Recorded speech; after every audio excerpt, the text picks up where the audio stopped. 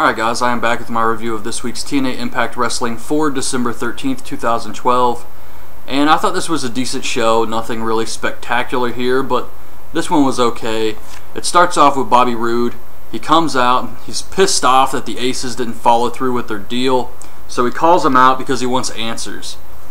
So the Aces come out and Devon tells him that someone placed a better deal on the table, and they took it. And he refuses to tell Bobby Roode, who outbid him, but he says, "You may find out later tonight." So Jeff Hardy and Storm come out, they charge the ring, the Aces leave. Backstage, Velvet Sky says the Pigeons have been cooped up for too long and they're ready for action. Mickie James promo on how she's upset she didn't beat Tara at the pay-per-view. We get Madison Rayne versus Velvet Sky. Velvet has new ring gear. It's very Catwoman. She wins with a face buster. She hasn't really improved, but who cares? So Kurt Angle tells Garrett and Wes Briscoe that they have a tag match and he'll be in their corner, and he gives them some 5-hour energy. Cheap plug. Daniels and Kazarian say that they had nothing to do with the Aces screwing Bobby Roode. They're friends with Bobby Roode, and maybe they should be asking AJ if he had anything to do with it. Robbie E and Robbie T versus Garrett and Wes Briscoe with Kurt Angle.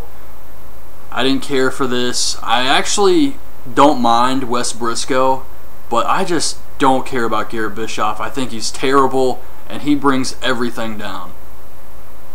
Wes Briscoe pins Rob Terry with a crossbody. Afterwards, one of the Aces, the mustached member I think, runs out, takes out Kurt Angle's leg with a pipe, and then runs off. So I guess this was a way to take Kurt Angle off of television for a while. I know he has a legit injury. It's a groin pull or something like that. So I guess they were just trying to write him off TV. We see Angle getting medical treatment. And we see a video of Joseph Park training in OVW. This was awesome.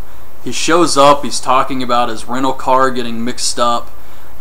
They make him work out. He starts puking. It was great. I look forward to more of these. Tara and Jesse go to see Brooke.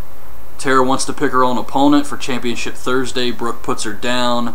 And Tara says her boyfriend's going to get it later because it's going to be Jesse versus Bully Ray. Another vignette for January 3rd. I know I said last week, I figured it was Abyss. I mean, who else could it be? But Metal Ruler 45 actually left a comment. He said he thought it could be Crimson. And now that I think about it, that's actually a really good prediction because of the way they're making the vignette. It's red and black, and it's talking about paved with blood and all that stuff. I could see Crimson coming back as a monster heel. I think that's a great prediction. Kenny King promo. He says the RVD match was a dream match. He lost, but he learns from his mistakes. Hardy and Storm versus Doc and the mustached member of the Aces. They work over Hardy forever in this match. He tags James Storm. Storm gets the hot tag. He hits a couple moves, and then he tags Hardy back in. It's ridiculous. But the Aces hit the ring. They fight them off. Hardy beats the mustached member with a twist of fate. The Aces crawl back into the ring. And they tell Storm and Hardy that Austin Aries was the one who outbid Bobby Roode. So Hogan hears this and he's pissed off. And Bobby Roode runs up to him and he's pissed off. And he gets a phone call from Austin Aries. So Hogan says he better come clean tonight or there's going to be hell to pay.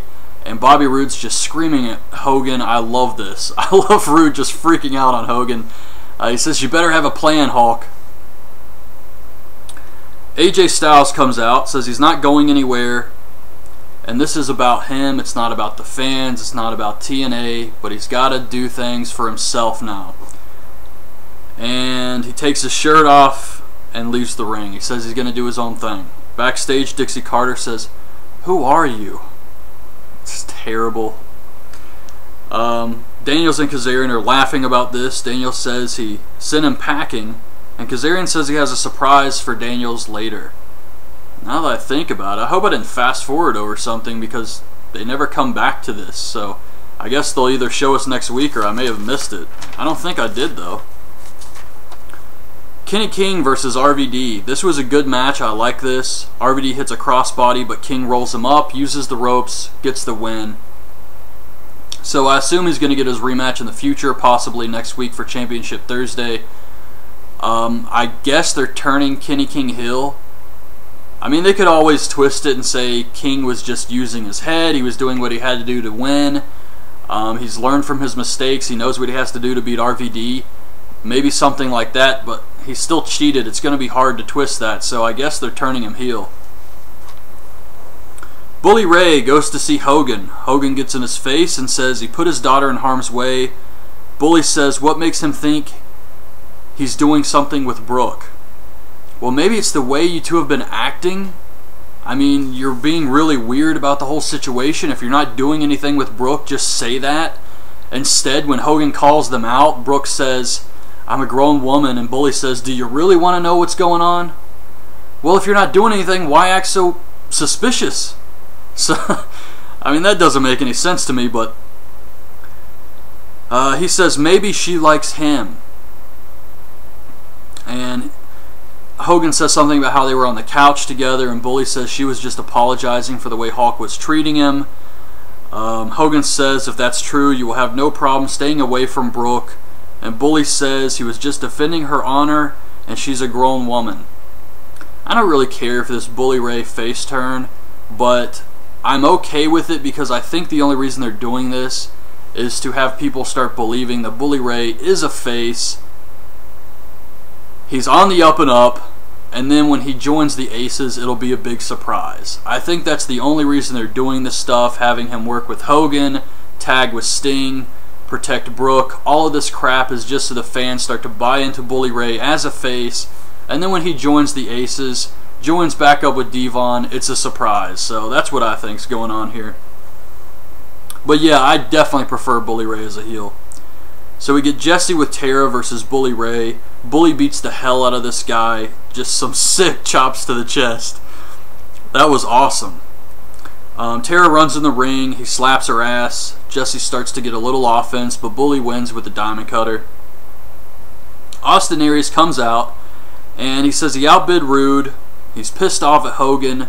Hogan had him fight his battles with the Aces, and then as soon as it was over, which it technically never ended, the Aces are still running thing. Well, not really running things, but they're in the Impact Zone now. They had more power, which led to nothing, but I'm not going to get into that. But he says that as soon as the battle was over, Hogan pushed him aside for Jeff Hardy. So he's pissed off about that, and Hardy comes out and says if Aries wants a match, all he has to do is ask. And Hardy wants to do Hardy versus Aries 3 next week on Championship Thursday. The fans are cheering. Aries says he doesn't care what the fans want. He does what he wants.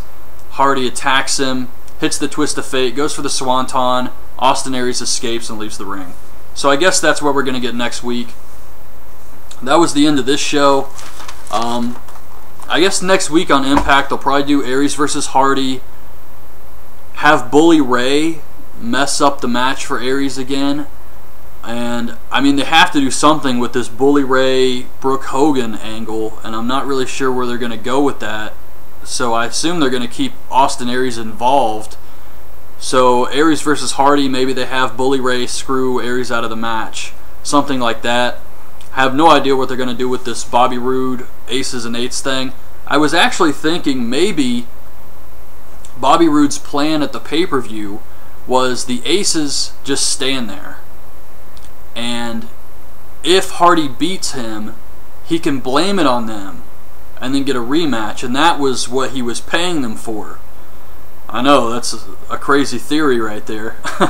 But I thought maybe something like that until they brought out this whole Austin Aries outbid him thing. So now I'm not really sure what they're going to do with this Bobby Roode. But I do think they're still going to build up this Team TNA where the heels are working with the faces. Bobby Roode is only working with the faces because it's going to help him in the long run to get rid of the Aces.